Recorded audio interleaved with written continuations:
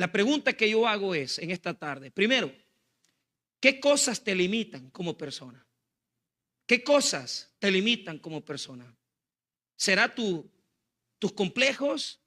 ¿Será que eres una persona que pasó por situaciones de abandono en tu niñez? Situaciones que confrontaste y que te han hecho infeliz toda tu vida. Hay personas que bregan con sus condiciones de depresiones, de situaciones que tienen que estar tomando pastillas para poder sostenerse, porque sin pastillas no pueden sobrevivir, y eso yo no lo condeno. Pero la pregunta que yo hago, ¿qué lo llevó a eso? ¿Qué lo llevó a tener que ir al psiquiatra y decirle, tenés que tomar pastillas para dormir, tenés que tomar pastillas para no oír voces, tenés que tomar pastillas para borrar de ti el deseo del suicidio? Y nos enfrentamos a un mundo donde hay abusos sexuales, donde hay una cantidad de situaciones que las personas tienen como limitantes. Una de las cosas que personalmente limitan a los hombres, por ejemplo, es el machismo. El pensamiento de pensar que el hombre, entre más mujeres tiene, más hombre es. Y entre más las humilla, también es más hombre. Una cosa que arruina a los seres humanos son estos tipos de condiciones. Entonces, la pregunta es, ¿por dónde está la limitante humana? La limitante del ser humano está aquí, en su mente, en su corazón. Nuestras mayores limitantes son intelectuales, y esas condiciones intelectuales, es decir, aquellas cosas que han pasado en mi vida como traumas y dolores, me limitan como persona porque no me permiten crecer. Y les voy a hablar de cosas que las tradiciones hacen. Familias completas donde se mantienen tradiciones y se cambian tradiciones, pero todo en favor de hacer más daño y dolor. Entonces, yo quiero decirles de que hay cosas que usted tiene que identificar, cosas que lo atan, cosas que lo limitan. La libertad en Cristo es profunda y no se recibe hasta que usted decide que en Cristo usted comienza a romper los paradigmas y los esquemas que le impusieron, que le metieron en la mente, en el corazón, y que le enseñaron en su casa o en su vida o en la adolescencia. Yo no sé quién le enseñó a hacer eso, porque algunos hemos heredado un comportamiento sexual absurdo porque no tuvimos estabilidad en el hogar y pensamos que no afecta a nuestra vida el tener relaciones sexuales con una persona. Y uno dice, en mi moral, en mi ética, eso no es problema. Si nadie se da cuenta, yo puedo acostarme con un hombre casado, o puedo acostarme con una mujer casada, o un divorciado, o un separado, o lo que sea. Y pensamos que eso no afecta. ¿Cómo no? Afecta. Porque te daña, te hiere. Tú no lo ves. Pero ¿qué aprendes? Aprendes a no amar a nadie, sino que aprendes a usar a las personas, a las mujeres o a los varones.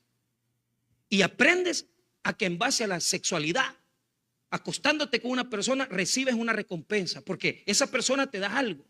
Si no te da gratificación, te da dinero, porque yo no digo que un hombre o una mujer pague el sexo, no. Lo que da es, te da cuerda. Porque de repente el hombre dice que sos bonita, sos preciosa, sos linda. Pues sí, pero todo eso es falso, viniendo de los labios de un hombre que está viviendo con su esposa. Entonces, ¿qué te limita? ¿Qué te pone freno? ¿Qué es lo que te está atando en esta noche, en esta tarde? Ahora veamos el efecto de la religión en nuestra vida. La religión, la única función de la religión, refiriéndome a la religión como conducta de sistemas teológicos, doctrinas teológicas que nos enseñan una ética, un comportamiento. La religión te dice tienes que comportarte así. Y te ponen los mandamientos para decirte esto: si lo violas, te mueres, te vas al infierno. Y por memoria, no tendrás dioses ajenos delante de mí. No te harás imagen ni semejanza de lo que está en el cielo, ni en la tierra, ni debajo de la tierra. No tomarás el nombre de Dios en vano. Honrarás el día de reposo. Honra a tu padre y tu madre.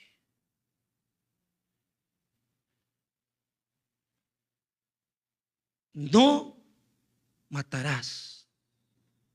No adulterarás. No codiciarás la mujer, el hombre, el asno de tu vecino. Pregunto, en estos 8 preceptos que he mencionado, ¿cuántos ya violaste hoy o ayer? Porque la religión no sirve para transformar. La religión restringe.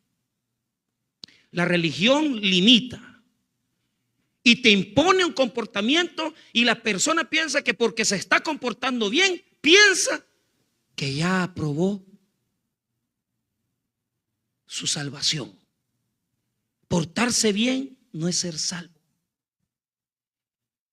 No cumplir los 10 mandamientos no quiere decir que eres salvo.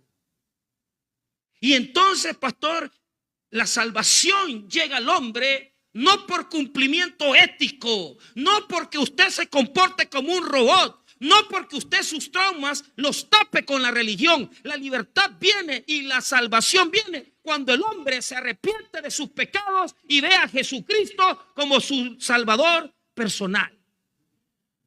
Los mandamientos quedan guindando como solamente un espejo, pero no tienen valor para salvarme, porque la ley no te saca del hoyo. Diga conmigo: la ley no te saca del hoyo. Use cualquiera de los 10 mandamientos para salir de su adicción, no lo va a sacar, sino que la ley te condena más. Y esa es la función de la ley. El problema es que la religión le vende a la gente: tiene que cumplir los 10 mandamientos. Mentira.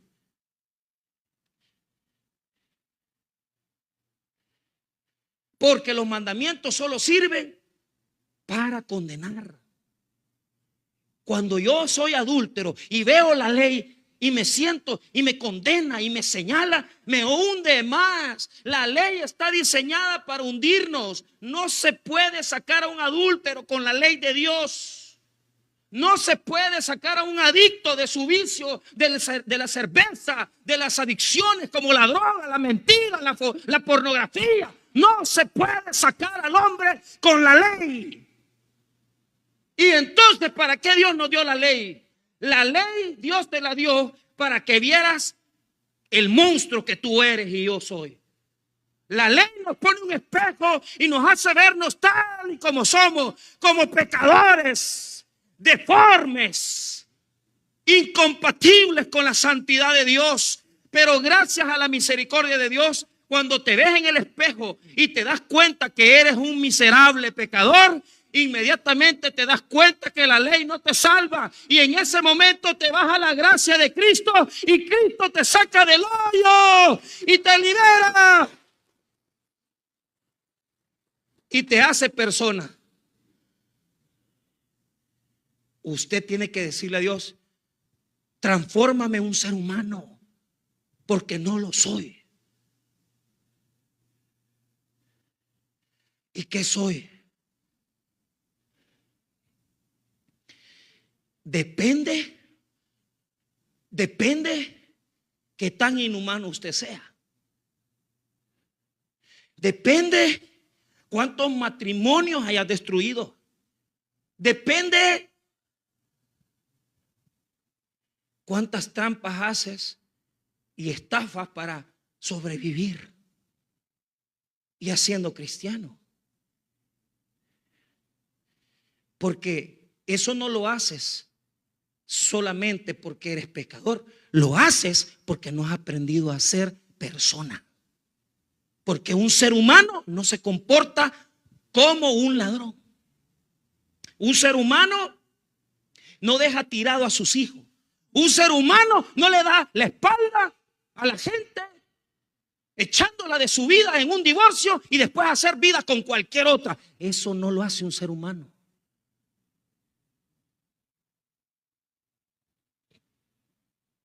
¿Qué hace la ley? ¿Qué hace la religión? La religión lo único que hace es regularnos. No puede hacer nada. Y aquí lo vemos. Porque aquí viene la primera pregunta. Ya la hice. La primera pregunta que yo hice es: ¿cuántos mandamientos hemos violado hoy o ayer o anteayer o todos estos días? Pero la segunda pregunta que yo hago es: ¿cómo es el proceso de la libertad? El proceso de la libertad es una lucha. Diga conmigo, es una lucha entre Jesús y la religión. Es una lucha entre Jesús y la religión. Ahora, la religión nos adormece, nos tiene dormidos, nos tiene parados ahí, esperando. ¿Por qué? Porque a la religión le gusta que usted sepa lo que le conviene saber. Los pastores y los sacerdotes engañamos a mucha gente, porque en la medida que les decimos están condenados, no pueden tener esto, lo otro, y les decimos tienen que ir a las procesiones y tienen que hacerse cargo de esto y lo otro, la gente espera ahí, ¿verdad?, que tal vez Dios me acepta, tal vez Dios me recibe, ¿verdad? Pero nosotros como religiosos, los pastores, los sacerdotes, tenemos una cola de gente esperando. Tenemos una cola de gente queriendo arreglar su vida, resolver. ¿Y qué hacemos nosotros? Nos ponemos como religiosos entre Dios y la religión. La religión está en medio, como que fuera un colador, y como que nosotros estuviéramos decidiendo quién puede entrar a la salvación, quién puede entrar a Dios. Porque aquí nos ponemos que si el que está ya tatuado, si el que se divorció, es una lista de gente en espera: adictos, drogos, gays, lesbianas, tatuados, religiosos, porque este es mormón, entonces hacemos unas colas grandes de gente que no pueden entrar al Dios que nosotros vendemos. Porque el negocio de los templos y el negocio de las iglesias es mantener esa cola así. Decirle a los que están aquí portándose bien: a ustedes son salvos y santos, y miren, ofrenden y diezmen, y tener una cola de pecadores para decirle a la gente: no se porten igual que estos divorciados, no se porten igual que estos separados, no se porten igual que las lesbianas. Si se nos acabara la cola, ¿qué venderíamos? Pero ese es el problema. El problema es que la religión encierra. Y le enseñamos a las personas a que se tienen que comportar de una manera. Hacemos nuestro grupúsculo, les ponemos la misma corbata a todos, el mismo pantalón, y ya hicimos una secta. Y aquí no entra cualquiera. Porque el poder de la religión es tan grande, que somos tan grandes en religión, que le puedo yo regular hasta su comida si yo quiero. Los adventistas son muy justos en eso. Los luteranos son medio católicos, medio evangélicos, no se sabe. Católicos, pues algunos son sinceros, algunos deshonestos. Evangélicos, pecan poquito, roban poquito, adulteran poquito, porque hablan de la justificación, ¿verdad? Entonces, si nosotros hacemos el grupo y los vestimos igual y les ponemos la misma ropa, pues entonces aquí somos salvos y allá están enfermos y condenados. ¿Qué hizo Jesús? Aquí había una mujer que estaba queriendo entrar al templo, pero no podía entrar a la sinagoga. Y era día sábado, era día de culto, y ella estaba enferma. Tenía un demonio que la atormentaba desde hace 18 años y la encorvaba viendo hacia abajo. Pero ¿qué hacían los religiosos? Allá párate, mamita. Allá estate, mira, allá está castigada. ¿Por qué? Porque vos sos pecadora, algo hiciste para estar así, bajo maldición. Vos dejaste a tu marido, te has acompañado 2 veces en los últimos 3 años. No sé si sos gay o qué, son medio amanerados. Allá.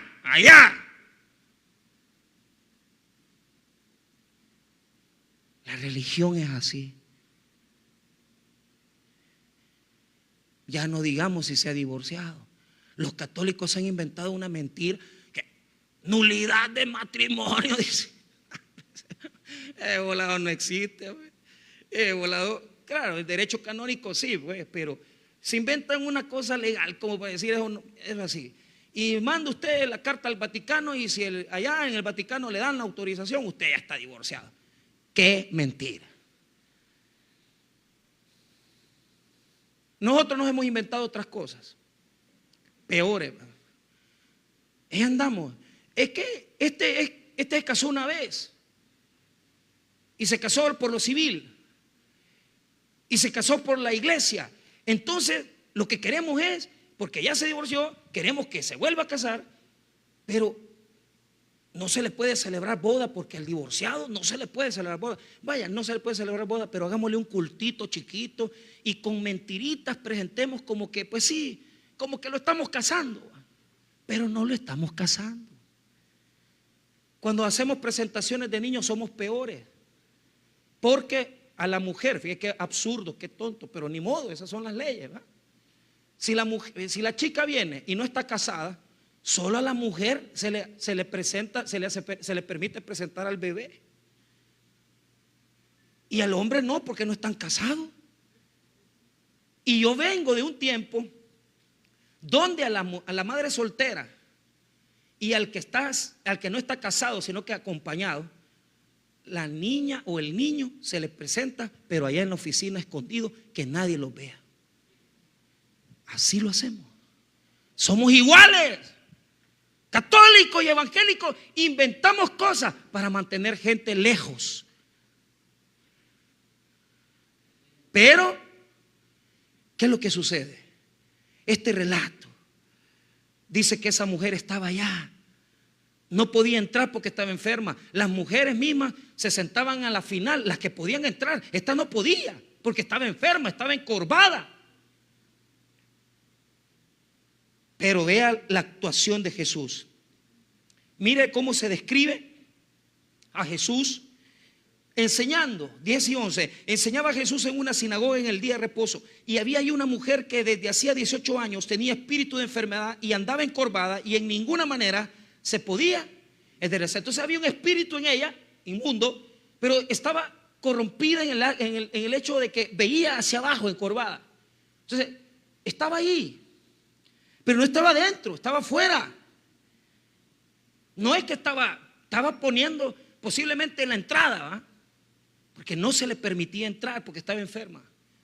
Si hubiera estado sana, se le deja entrar, pero hasta atrás se le sienta, porque la mujer no puede entender la enseñanza, según ellos. Así eran de religiosos. Entonces el trabajo de la religión es poner a la gente en cola para que con sus vidas destruidas no entren. Y al que me cae bien le pongo una curita y va, sentate, pero con desconfianza allá. Pero mire lo que hace Jesús, mi Señor, para demostrar algo antiguo en la palabra. En el 12 y 13 que está relatado el milagro, cuando Jesús la vio. ¿Quién la vio? la vio la misericordia de Dios. Mi Señor, aquel que se separó, se divorció, pero está arrepentido de lo que hizo. Al gay, pero que está luchando con su condición y sabe perfectamente que solo hay dos sexos. Pueden haber muchos géneros, pero solo dos sexos. Pero dice: me siento mal, quiero salir, no quiero más, me siento sucio. Lo vio. Porque al final está encorvada, porque la religión y el diablo funcionan juntos, amarrados.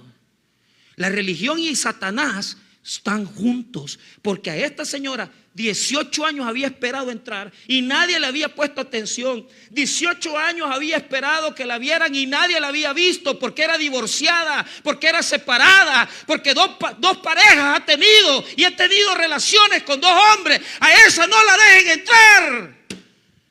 Pero mi Señor, que es la misericordia, la vio, porque solo Él sabía lo que había en su corazón. Él sabía lo que había en su necesidad. La vio Jesús. Y el pastor y el sacerdote dando la homilía, y el pastor el gran sermón que se había preparado de las tres doctrinas primero la de la satanología, después estaba predicando la salvación, y por tercera doctrina que le estaba enseñando a la iglesia, le estaba enseñando amarteología, el pecado. Y en lo que estaba predicando el cura y el pastor predicando su gran sermón, el único que le salió bien de todo el año, Jesús vino, se metió a la iglesia y no fue donde están los santurrones, no fue donde se ponen hasta aquí la falda, no fue donde están las tapadas, no fue donde están los casaditos que viven bien casados con su mujer, pero ven pornografía. Allí no fue Jesús. Fue donde estaba la aborrecida, fue donde estaba la impía, fue donde estaba la sucia. La vio.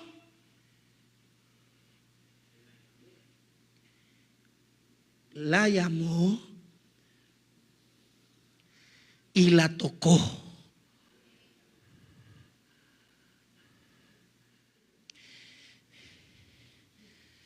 Jesús la vio, la llamó, o sea, escuchó la misericordia. Esta mujer escuchó la misericordia, la vio la misericordia y la abrazó la misericordia de Dios, que es Jesucristo. Y cuando tú te das cuenta que la acción maravillosa de Dios redime pecadores y que le da acceso, esa lucha ya se supera. ¿Por qué? Porque la religión te va a tener siempre aquí: pórtate bien, sé santo, pero no te va a decir la verdad. ¿Y qué es la verdad? La verdad es que cuando uno se humilla ante Dios y tiene un corazón contrito y humillado ante la presencia del Señor, no hay nadie en medio de usted y de Dios. El único que se puede poner entre Dios y usted es Jesucristo. Y esa persona es tocada y entiende la fe. ¿Y qué pasa? La carga de los mandamientos, de los estatutos, se te quitan de encima. Ya no tienes por qué ver hacia abajo, porque esta es una lucha de personas que todavía están viviendo así, que están con un montón de mandamientos encima y que están con un montón de leyes encima. Pero ¿qué es lo que a mí me impresiona? Que a este sinagogo no le dio alegría, sino que le dio enojo, porque si se sanaba, perdía el negocio de tener gente condenada. Y se enoja y le dice algo que yo le voy a decir, que le voy a explicar en este momento para cerrar. En el verso 14 está el reclamo del sinagogo. Solo lo que quiero que notes esto. La mujer estaba tan agradecida, porque yo me imagino que ella no podía ver de frente, pero no se perdía los sermones. Escuchaba, oía lo que estaba diciendo Jesús, y necesitaba tanto de Dios, necesitaba tanto del Señor, porque quién sabe qué es lo que había pasado en su vida, que puso su oído y escuchó el mensaje de Jesús.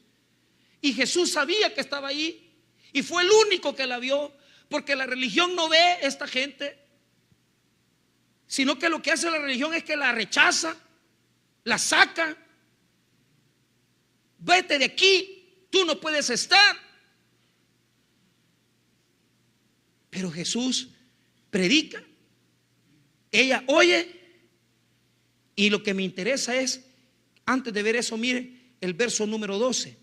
Cuando Jesús la vio, la llamó y le dijo: mujer, eres libre de tu enfermedad. Pero mire eso, la llamó. Ella estaba con el oído pendiente, porque se sentía mal, ya no quería ser así. Y lo único que le habían dado en la iglesia son 3 mandamientos, 2 oraciones, y con ella no podía cambiar su vida. Pero Jesús le dijo, la vio, la llamó: sé libre de tu enfermedad. 13, y puso las manos sobre ella, y ella se enderezó luego. Y estaba tan agradecida que en el griego dice que glorificaba a Dios y no paraba de glorificar a Dios. Porque eso es lo que hace Dios, es lo que hace Jesús. La religión había establecido el día y la hora para que se pudiera hacer esta sanidad, pero ese no era el día, era sábado. Y por eso el sinagogo se enojó, porque Jesús quería sanarle ese día, y Jesús quería, y el sinagogo quería que se esperara, porque ese día es el día de culto, y él estaba predicando el sermón. Y no somos así nosotros, pues, que venimos a la iglesia y nos gustan los buenos sermones y nos gusta la buena prédica, pero cuando es de tocar a un enfermo, nadie va. Cuando es de ver una prostituta, nadie la quiere. Cuando es de andar jalando un bolo, como la hermana Silvia lo hace siempre que me mete bolo, nadie quiere irlos a traer. Porque ¿qué nos está enseñando esto? Un gran versículo del Antiguo Testamento: misericordia quiero y no sacrificio. Dios está harto de las liturgias, Dios está harto de los domingos y de las alabanzas dominicales estrelares que pasa medio mundo a cantar. Dios está harto de los que se ponen buena ropa para venir al culto el domingo, pero el día lunes y martes no pueden orar por alguien, no pueden ayudarle a una persona necesitada, no pueden ir a un hospital, no pueden ir a una cárcel.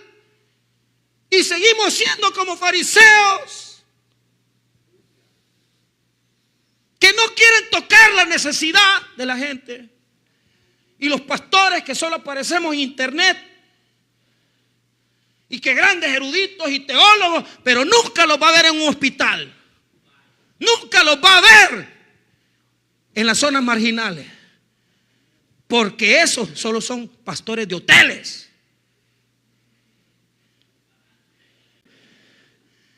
Pero ¿qué pasa? Iglesia, hemos perdido la visión.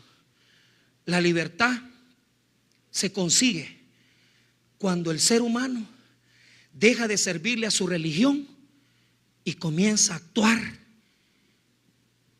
a humillarse, a servirle a la gente, a tocar a los necesitados y a alcanzar a los que están afuera. Ahí está la misericordia de Dios.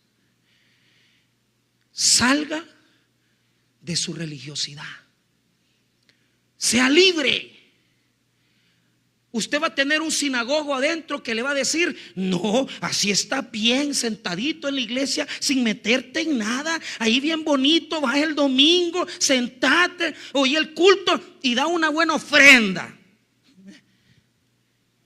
Mire lo que hizo el sinagogo en el 14. Pero el principal de la sinagoga, enojado de que Jesús hubiese sanado en el día de reposo, dijo a la gente: 6 días hay en que se debe trabajar, en estos pues venid y ser sanados, y no en día. Enojado por el milagro, si lo que tenía que haber hecho es saltar de alegría, porque lo que él no pudo hacer en 18 años, Jesús lo hizo en 1 minuto. Y así hay un montón de gente en la iglesia, 20 años de ser evangélico, y no han hecho nada por ayudar a nadie. Son tan crueles que ni ustedes mismos se han ayudado a salir de sus crisis. Y proponerse decir: voy a dejar de ser hipócrita, voy a dejar de ser mentiroso, voy a dejar de ser manipulador, voy a dejar de ser una persona que vive mintiendo y sacándole plata a la gente, voy a superarme, voy a salir de mi hipocresía religiosa. Va a haber un pleito en ti, porque la religión te adormece y te dice: no, ya estuvo, ya aceptaste a Cristo, quédate ahí sentado. Salgamos de la comodidad de la religión, rompamos con eso. ¿Y cómo se llama eso? Rompa los moldes, rompa el molde del domingo. Ya, salga, muévase, actúe, primero arreglando su vida y la mía, y después entendiendo que yo tengo que conocer y romper la religión en la que vivo. Yo no me di cuenta que era religioso hasta un día, después de 5 años de predicar en una iglesia, el Espíritu Santo me dijo: vos predicás por el sueldo que te da la iglesia. Y me humillé tanto, porque me puse a pensar: si este no fuera el trabajo, el ministerio, quizás yo no lo haría. Y yo me arrepentí y me di cuenta que mi motivación no era la correcta. Y le hablo a aquellos que son inhumanos, aquellos que solo el domingo son creyentes y cristianos y no se dan cuenta que todo el tiempo son cristianos. Usted no puede decir: el domingo es de Dios, y el lunes estarse acostando con su jefe. Usted no puede quedar embarazada y ir a abortar un niño, porque el poder de la religión te ha cegado y te ha dormido y te ha dicho: ya sos salvo, estás sentado ahí, Dios te va a perdonar y no te preocupes. No. Todo el tiempo somos de Cristo. En todas circunstancias somos de Jesús. La religión nos hace entender que solo el domingo. La religión nos hace entender que tiene que estar allá sentado porque no tiene doctrina, no tiene conocimiento. Pero ¿cómo comenzamos a entender que la iglesia y que el tiempo que le damos a Dios no solamente tiene que ser aquí, sino que tiene que ser todos los días? Y en segundo lugar, salir de la ignorancia que tengo de Jesús y proponerme aprender la palabra, para que cuando yo sepa y conozca la palabra de Dios, pueda aprender a ser verdaderamente libre. Salgamos de la religión que nos adormece, salgamos de la comodidad en que vivimos y comencemos a ver a los que están haciendo cola y no les tengamos miedo, asco ni vergüenza, porque Jesús nos enseñó a ser verdaderamente libres.